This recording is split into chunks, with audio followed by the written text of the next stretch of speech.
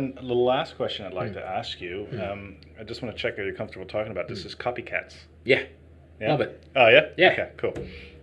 Um, if there's one business that understands Oh yeah. copycats, it's Bristow. I Can you share your experiences with I us? love sharing my What experience. happened in China? Look, our products aren't complex. We're not talking about iPhones here. We're not. They're not super engineered. In fact, they were barely protected by IP. And I'll be clear on this: is that we didn't invent the concept of a heat pack or even an animal heat pack. But what we did was spend a lot of time and energy around developing the mystique of Bobby, and the brand and the quality of protecting the quality of what we put into it.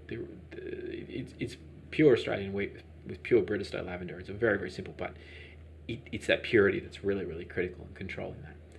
And so when we started to get some fame and notoriety and popularity, we couldn't supply the market. It was impossible.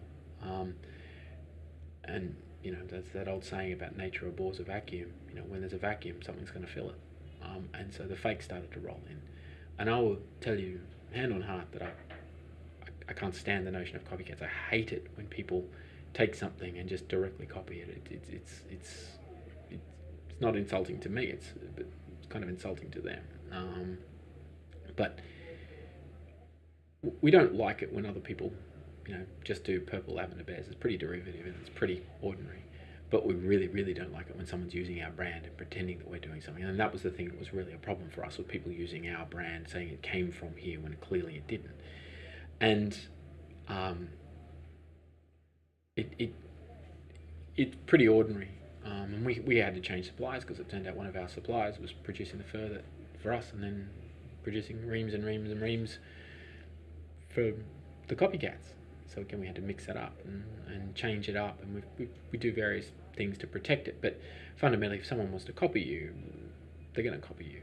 But with all that having been said, at the time all this was going on, I lived up in Hong Kong, and I will tell you that one of the great days of my life was to go up to Hong Kong, from Hong Kong up into Shenzhen, where, again, I don't know if it's still like that, but at the time was notorious for its ability to, massive malls of fake goods.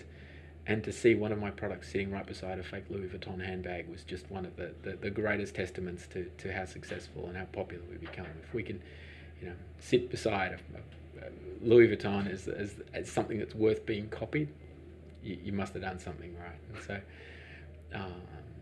it was extraordinary. And all jokes aside, it cost us a lot of money. We spent hundreds and hundreds of thousands of dollars on legal fees, chasing this down and protecting IP. And again, you talk about the things required to get into China. You will need legal support. You have to set up your contracts correctly. You have to set up your IP. And China, again, has different IP regulations than Australia. It's not just because you have control of it here in Australia doesn't mean that you will have control of your brand in China. And what's even harder is that there are so many different classes as well. And so we are aware that someone is trying to register our brand name for use in pumps, like air conditioning pumps, pool pumps, in that class. Now, it's just madness why anyone would bother with that, how you associate a lavender farm with this thing. But you go through the list, because every time you get something registered in a different class, it costs a lot of money, thousands of dollars to do that. And so you sort of put through the list and you go, oh, absolutely, cosmetics and toys and tick, tick, tick. You don't ever think to tick the one about pumps. Like, why would you do that? That's what people do.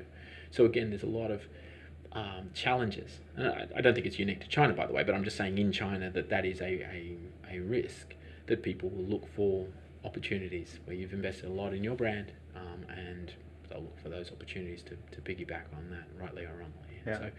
So it was, during the peak, the single largest expense line that we had was legal fees. It was madness. And do you now control the brand?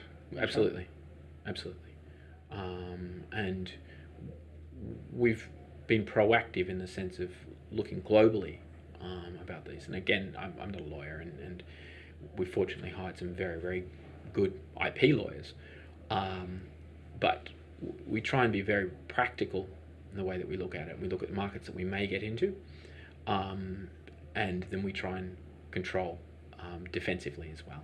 And China's sensible. You can challenge. You know, it's, I think it, from memory, it's a primacy market. You know, your first person in with the brand is the one that's able to control it. And so again, you need to understand timing as well. So you have to be careful about how you communicate what you're doing. But again, I can't recommend enough just controlling your brand as best you can, as cost effectively as you can. Look at where you think you might be in 1, 2, 3, 5 years, and plan accordingly. Yeah. And if you can find the right support with that, they can help you get the timing of that right.